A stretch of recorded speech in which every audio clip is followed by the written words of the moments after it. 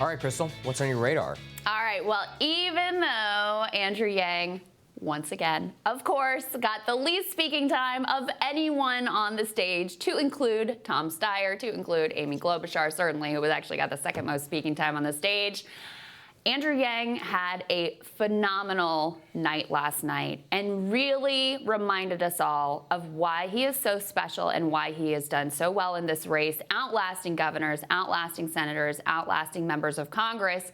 And that is because he is really the truth teller of this race. We saw this in a few moments. First of all, out of the gates, of course, they asked about impeachment. I get it. It just happened. They have to. But I thought Bernie and Andrew Yang had the most honest, most controversial, but most direct answer on impeachment. Let's take a listen to what Andrew had to say. The media networks didn't do us any favors by missing the reason why Donald Trump became our president in the first place. If you turn on cable network news today, you would think he's our president because of some combination of Russia, racism, Facebook, Hillary Clinton, and emails all mixed together. But Americans around the country know different. We blasted away 4 million manufacturing jobs that were primarily based in Ohio, Michigan, Pennsylvania, Wisconsin, Missouri. I just left Iowa. We blasted 40,000 manufacturing jobs there. The more we act like Donald Trump is the cause of all of our problems, the more Americans lose trust that we can actually see what's going on in our communities and solve those problems. What we have to do is we have to stop being obsessed over impeachment, which unfortunately strikes many Americans like a ball game where you know what the score is going to be, and start actually digging in and solving the problems that got Donald Trump elected in the first place. We have to take every opportunity to present a new positive vision for the country, a new way forward to help beat him in 2020, because make no mistake, he'll be there at the ballot box for us to defeat. It takes real courage to say that, to not buy into the fan fiction that would say any day Donald Trump is going to fall, any day he's going to resign, the walls are closing in, once the Senate trial happens, that's when people are going to realize, et cetera, et cetera, et cetera. It takes real courage to call out the many Democratic excuses for losing to Trump, to include Russia and Comey and Facebook, et cetera, et cetera, et cetera. It takes real courage. And let's be clear, Andrew Yang has said that he supports impeachment. He's not a fan of this president. He wants him out of office as much as anyone else. But by leveling with the Democratic base and by leveling with the American people, he does a great service not only to himself, but to the conversation in this primary that does need to get back as soon as possible to the core issues that people care about, whether it's healthcare, whether it's climate, whether it's wages, whether it's just living lives of dignity with meaning.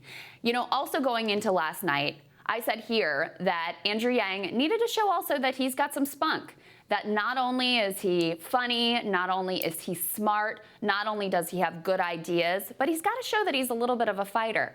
And he got in there on the action of exposing Mayor Pete and had probably the best line mocking Mayor Pete of the night. Let's take a listen. I just want to return to this conversation because I think it's core. Our country is deeply misogynist, and most all of us know that. Money and men are tied together. That's where I thought Elizabeth was taking the conversation. The fact is, strong societies would elect more female leaders. Strong men treat women well for the same reasons. I'm on the record saying that you need both strong men and female leaders in government, because the fact is, if you get too many men alone and leave us alone for a while, we kind of become morons.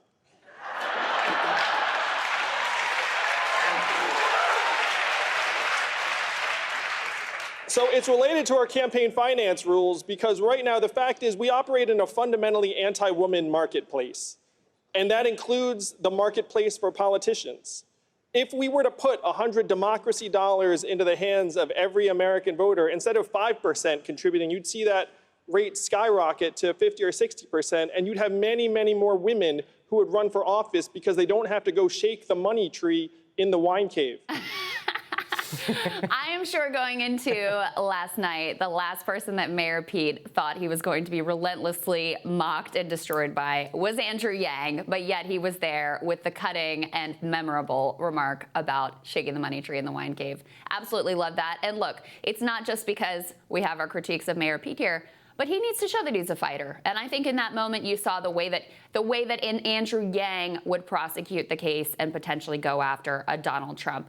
But the final moment that I wanted to share that I thought was so important, that is so central to Andrew Yang's campaign, is how he connected his care for the special needs community, having his own son on the autism spectrum, with the core message of his campaign about the fundamental dignity and worth of every single human being. Let's take a look at that. Can you outline specific steps that the government should take to help integrate these young people into the workforce and into their local communities? I would love it. I have a son with special needs. And to me, special needs is the new normal in this country. How many of you all have a family member or a friend or a neighbor with special needs or autism? If you look around, most hands went up. The fact is, right now, we have to do more for Kyle. Special needs children are going to become special needs adults in many cases. And here's the challenge. We go to employers and say, hey, this special needs person can be a contributor in your workplace, which may be correct, but that's not the point. We have to stop confusing economic value and human value. We have to be able to say to our kids and Kyle that you have intrinsic value because you're an American and you're a human being. We have to stop confusing economic value for human value.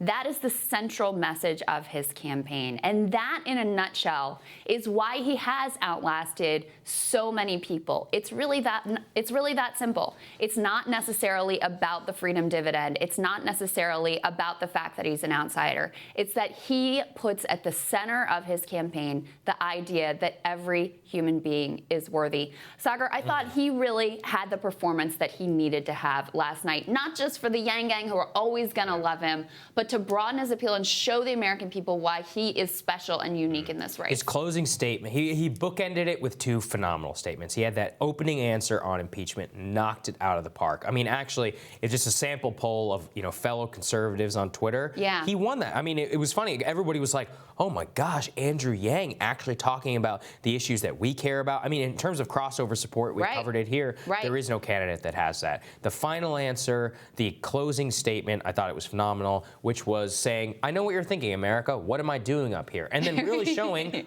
why am I up here? I mean, all of those answers, that answer on human dignity, on economic value and human value, those answers on money, and the opening answer on impeachment, hands down, is why Andrew Yang was on the stage. I think he guaranteed himself a place up there on the next stage. He really has, I think, vaulted himself up by 1 or 2%. I bet you he raised quite a bit of money last time. And also really importantly, and part of the purpose of his campaign, although I know he wants to win, he believes he can win, the Yang Gang certainly sees that he has a path. But sometimes people get annoyed that some of the other candidates copy his language, copy his rhetoric, copy his ideas. It's a good thing, actually. That's a positive thing. Look at Bernie. Imitation is the sincerest form of flattery. And if the goal is to mainstream these ideas, if the goal is to shift the Overton window and change the way that people think fundamentally about one another as a society, the fact that other candidates are trying to grab onto that's a tremendously positive thing, and it's honestly a huge win for this campaign. Yeah, that's the whole point of politics. It's about shifting the Overton window. I mean, this is one of the things that I find most remarkable with the Republican Party under Donald Trump. Ask any of them about free trade. The answer will be different than it was 2 years ago. Ask any of them about China. I mean, look at Bernie Sanders. He did that to the Democratic Party. Now you have to either answer whether you're for Medicare for all or not. What did the answer and the litmus test used to be? Whether you're for a public option or not. And now Bernie even won. Michael Bloomberg supports a public option, which is just incredible. Bernie has taken over the Democratic Party. Andrew Yang, by inserting economic and human value, is very much inserting himself and punching massively above his weight. And that would be my message to the Yang Gang, which is whenever they copy you, just be happy about it. Celebrate I mean, it. some of us are going to be out here giving him credit from the beginning, and those people who don't, I mean, just point it out and be happy that you've actually gotten your message to really resonate. Human value over economic value. It's so beautifully Really and so simply stated. Next up on Rising, how did the candidates try and spin their performances after the debate? Hill TV's Jamal Simmons, he shares a few of his conversations with them when Rising continues.